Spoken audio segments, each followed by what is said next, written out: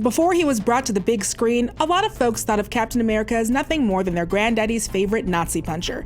His failure to resonate with modern audiences stemmed from a problem of perception. In a world of the internet where you can video call your uncle in Nigeria or have a debate about Korean pop bands with a Brazilian stranger on Twitter, a lot of folks find a man from the 40s wearing the American flag to be not so relatable. But he has always been more than that. Steve Rogers is more idea than man. Think of him like the tofu of superheroes. A little bland at face value, but he easily takes on the flavor of the current political climate, no matter what the decade. We're tracking Captain America throughout his history and analyzing how an ever-changing world has shaped his stories. This is the evolution of Captain America. Cap, as his friends call him, just ask Scott Lang, was created by Joe Simon and Jack Kirby. His first appearance was published by the predecessor to Marvel Comics, Timely Comics, and Captain America Comics #1. This issue was dated March 1941, 7 months before the attack on Pearl Harbor would force the United States to formally enter World War II, which was already underway. The artists were not shy about the reasons for his creation. Captain America's purpose was to act as anti-Nazi propaganda, both in the real 1940s and in the fictional 40s of Captain America: First Avenger. Simon and Kirby were reportedly repulsed by the actions of Nazi Germany. I know that seems like a no-brainer position in 2019, but Hitler had vocal allies in the United States before the country entered the war. America First, a group which boasted at least 800,000 members, advanced the idea that US should not take up arms for World War II. Sounds like peace and love, right? Behind the scenes, however, many of those proponents found a lot in common with the Third Reich, with some figureheads like Henry Ford, yeah dude, that Henry Ford, whose car you might be driving, having to be removed from its executive committee for being too blatantly anti-Semitic. Additionally, the Oscar-nominated 7-minute documentary, A Night at the Garden, shows footage of a 1939 rally at Madison Square Garden that was purported to be a pro-America rally, but featured outwardly anti-Semitic speakers who supported the Nazi Party. Central-controlled labor union, free from Jewish Moscow-directed domination. The American audience in attendance is even shown giving Nazi salutes. Events such as this prompted the creation of Steve Rogers, with Joe Simon going on record in his autobiography as saying that the opponents to the war were all quite well organized. We wanted to have our say too. Captain America and his young sidekick Bucky, a very 1940s nickname, fought back against Hitler and the fictitious Red Skull, who represented the malice of the Nazi Party. A literal crimson-colored skull proved an apt metaphor for the evil hiding behind the face of the Third Reich. The image of Captain America straight up rocking Hitler's dome is legit iconic. That cover made Captain America who he was, the man who stands up to bullies no matter how powerful they are. Putting a world leader on the cover of a comic book as a villain, especially a leader with sympathizers in the US, was no small thing. It's easy to lose the significance of it when looking back, but at the time, using their art in this way was ballsy. Copies of the comic sold like crazy. This made Captain America a household name, but both Simon and Kirby were sent threats of physical violence because of it, so many that the mayor of New York promised to protect them. Unfortunately, what the comic got right with Captain America doesn't make up for something they got very wrong: the all-too-common World War II trend of dehumanizing Japanese and Asian people. They were depicted as yellow-skinned, fanged, clawed beasts in glasses. There was an environment of fear around Asian people in America at that time, and that was reflected in the comics. While Captain America was created in response to prejudice, the writers and artists didn't appear to recognize their own. Captain America was hugely popular during this time, but despite many efforts, the team could not keep Cap working after the war. He was too tied to World War II, a time Americans were very ready to move on from. A brief 1950s revival saw Cap turned into a commie smasher in 2 series called Young Men and Men's Adventures. I wonder who these comics were for. These commie smashing adventures continued in Captain America. This was later retconned, revealing he was not the actual Steve Rogers, but a superfan who figured out the super soldier serum and got plastic surgery to look like him. Okay, comics. But this failure shows how difficult it was to make Captain America outside of a setting with such clear-cut good versus evil lines as World War II. It also just doesn't feel like Captain America. In the 1950s, being accused of being a communist was enough to get someone blacklisted from the industry they worked in, ruining an entire life's work in an instant. That kind of punishment is just not in line with the values we know Rogers to have. Also, he was brutal and kinda petty. He kicks a bucket of water at his boss because he felt disrespected. He almost sets a dude on fire and straight up murders the Red Skull by tricking him into driving into a wall at 100 miles per hour. No creative team could get Cap working until Avengers #4 in 1964.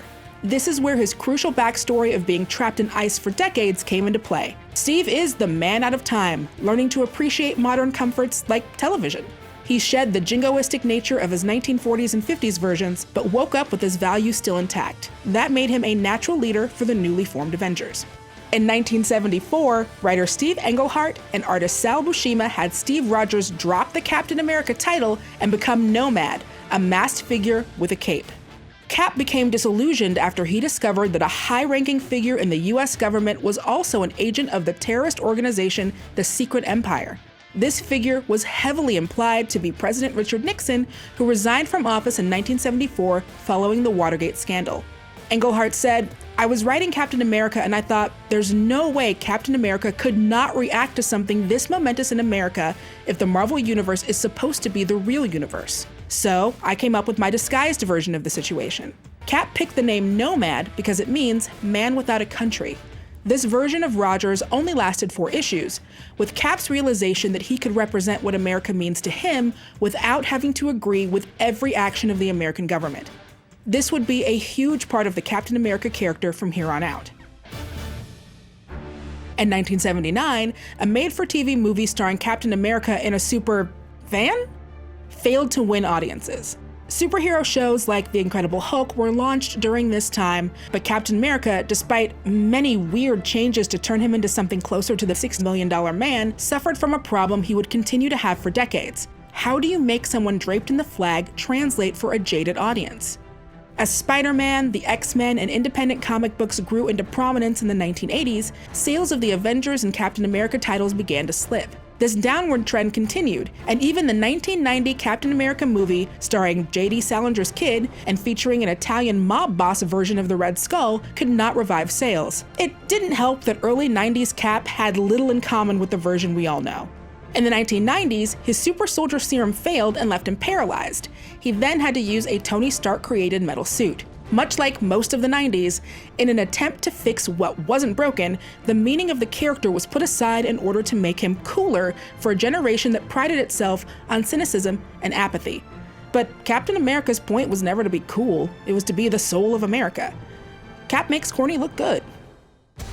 Marvel started several new imprints during the late 90s and early aughts, including 2000's Ultimate Universe.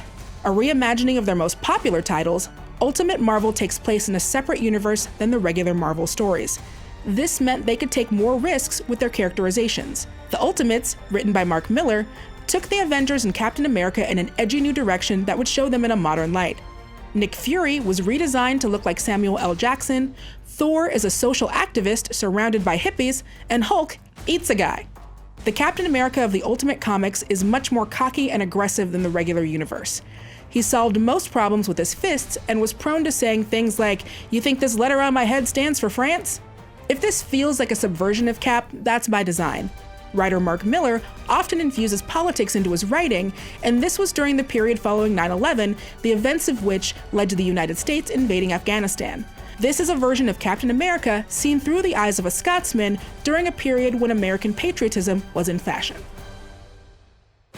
In 2005, in the real world, the New York Times broke the story about then-President George W. Bush authorizing the National Security Agency to eavesdrop on private telephone conversations of American citizens.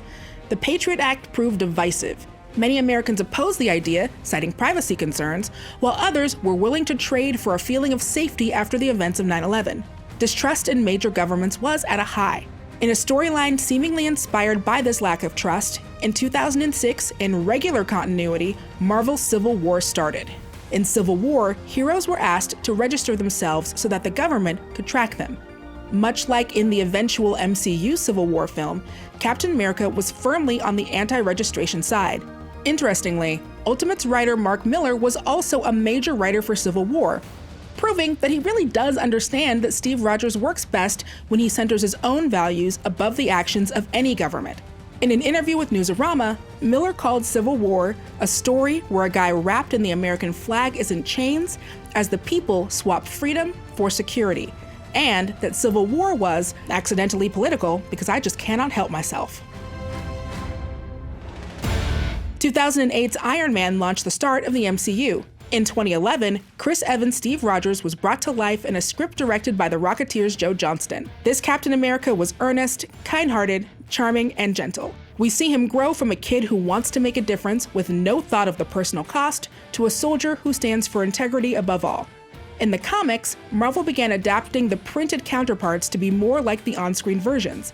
This included a storyline about an infiltration of Hydra agents. A major controversy started when Steve Rogers was revealed to have been an agent of Hydra since a female clone of Red Skull put the whammy on him. Look, comics are very silly sometimes. Fans were outraged. Captain America was created to fight Nazis, and Hydra are essentially a group of Nazis.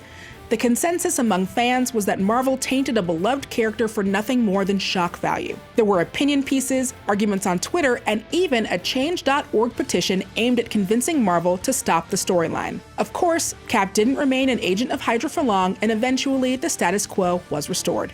This moment was hilariously acknowledged in 2019's Endgame, with Steve Rogers saying "Hail Hydra" in an elevator.